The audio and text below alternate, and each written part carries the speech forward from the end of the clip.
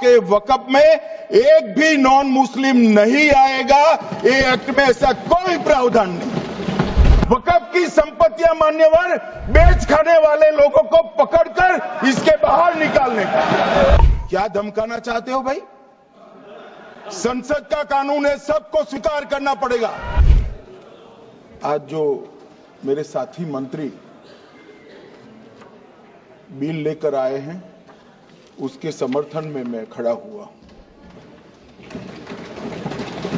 माननीय अध्यक्ष जी, मैं सुबह से जो चर्चा चल रही है 12 बजे से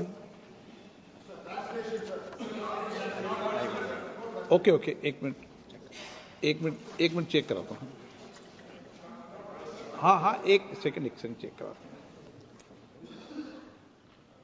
एक सेकंड में करा रहे हैं, चेक कर रहे हैं।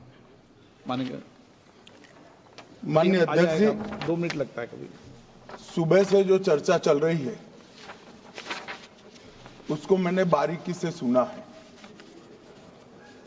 मुझे लगता है या तो निर्दोष भाव से या तो राजनीतिक कारणों से ढेर सारी भ्रांतियां कई सदस्यों के मन में भी है और कई सारी भ्रांतियां सदन के माध्यम से, आपके माध्यम से पूरे देश भर में फैलाने का प्रयास भी हो रहा है। बिल पर चर्चा का जवाब तो माननीय रिज्जू साहब देंगे। मैं कुछ बातें यहां रखी है, इसको मेरी समझ के हिसाब से क्लैरिफाई करने का जरूर प्रयास करूंगा।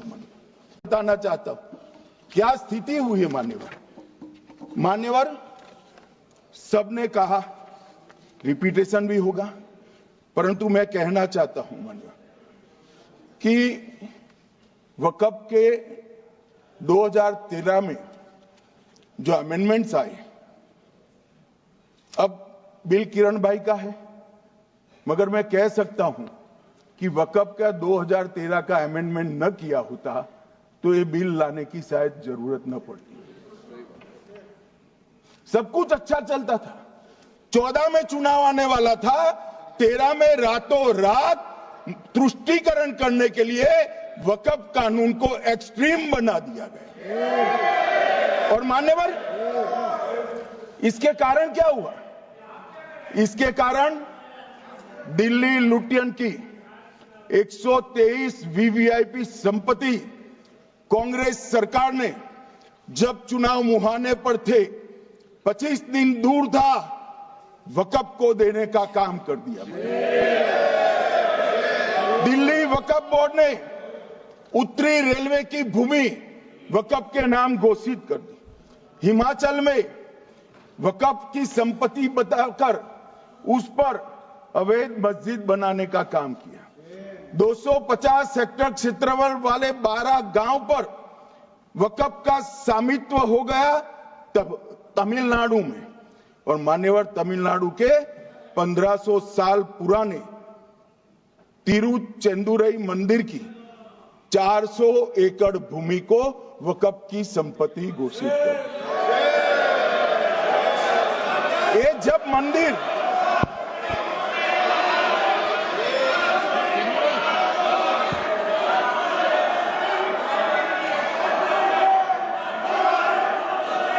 आपको मौका मिले जब अपनी बात कह देना, प्लीज बैठिए। मान्यवर कर्नाटक की, आपको मौका मिले जब अपनी बात कह देना। आप भी बहुत मिसलीड करते हैं, बैठिए। गृह मंत्री जी। मान्यवर कर्नाटक की मणिपट्टी समिति का रिपोर्ट में पढ़ रहा हूं, इसमें मेरा कुछ नहीं है, खड़े मत हो जाना। ये मणिपट्टी समिति का रिपोर्ट है। 29,000 एकड़ भूमि वक़्फ की बिजनेस के उपयोग के लिए किराए पर दे दी। मान्यवर 2001 से 12 के बीच 2 लाख करोड़ की वक़्फ की संपत्ति निजी संस्थानों को हस्तांतरित कर दी 100 साल की लीज पर। मान्यवर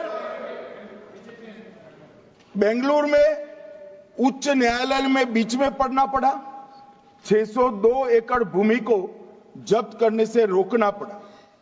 विजयपुर कर्नाटक के होनवाड़ गांव की 1500 एकड़ भूमि पर दावा कर उसको विवाद में डाला और 500 करोड़ की संपत्ति जिस भूमि का मूल्य है वहां 5 स्टार होटल को महीने 12,000 रुपए के किराए से दे दिया। अब मान्यवर ये कहते हैं कि इसका हिसाब किताब न करो, इसकी देखरेख न करो। भाई ये पैसा जो है देश के गरीब मुसलमान का है, ये गन्ना सोटों की चोरी के लिए नहीं, ये इसको रोकने के लिए। और इनके जो ठेकेदार बैठे हैं मान्यवर, ये यहां गरज गरज कर बोलते हैं, कुछ तो समझे बगैर बोलते हैं, कुछ समझ कर बोलते हैं। उनको लगता है कि इससे हम जीत जाएंगे। मान्यवर, यहां एक सदस्य ने तो कह दिया माइनॉरिटी इस कानून को स्वीकार नहीं करेगी। क्या धमकाना चाहते हो भाई? संसद का कानून है, सबको स्वीकार करना पड़ेगा। स्वीकार नहीं करेंगे मतलब क्या है? कैसे बोल सकते हैं कोई हम कानून को स्वीकार नहीं करेंगे? ये कानून भारत सरकार का है, हर एक पर बंधन करता होगा और इसको स्वीकार करना पड़ेगा। अब चैरिटी कमिश्नर हम कहेंगे कि भाई मुस्लिम क्यों आया? मुझे बताओ, चैरिटी कमिश्नर एक्ट में मुसलमान चैरिटी कमिश्नर बन सकता है या नहीं बन सकता है? उसको ट्रस्ट नहीं चलाना है, उसको चैरिटी के कानून के हिसाब से वो ट्रस्ट चले उसकी देखरेख करनी है। ये धार्मिक नहीं है, ये धर्म का काम नहीं है मान्यवर, ये एडमिनिस्ट्रेटिव वर्क है। और इसलिए तो फिर चैरिटी कमिश्नर हिंदू होगा तो वो क्रिश्चियनों के ट्रस्ट का कैसे देखरेख करेगा? चैरिटी कमिश्नर क्रिश्चियन होगा तो जैनियों के और हिंदुओं के ट्रस्ट का कैसे देखरेख करेगा? अब बताओ कि सारे ट्रस्ट के चैरिटी कमिश्नर अलग अलग बन, देश तोड़ दोगे आप लोग, तोड़ दोगे। हमने साहब, मैं अभी भी आपके माध्यम से, इस सदन के माध्यम से देश भर के मुसलमान भाइयों बहनों को कहना चाहता हूं, आपके वक्फ में एक भी नॉन मुस्लिम नहीं आएगा। ये एक्ट में ऐसा कोई प्रावधान नहीं। मगर जो वक्फ बोर्ड है और वक्फ परिषद है, उसका काम क्या है? वक्फ की संपत्तियां मान्यवर बेच खाने वाले लोगों को पकड़कर इसके बाहर निकालने का। वक्फ के नाम पर औने पौने दाम में संपत्तियों को 100 साल तक किराए पे देने वाले लोगों को पकड़ना है। वक्फ का जो पैसा होता है, इनकम जो गिरती जा रही है, जिसके माध्यम से माइनॉरिटी का विकास करना है, माइनॉरिटी को आगे बढ़ाना है, इस्लाम धर्म की सारी धार्मिक संस्थाओं को पुख्ता करना है। ये पैसा जो चोरी होता है ना, उसको पकड़ने का काम वक्फ बोर्ड, वक्फ परिषद करे।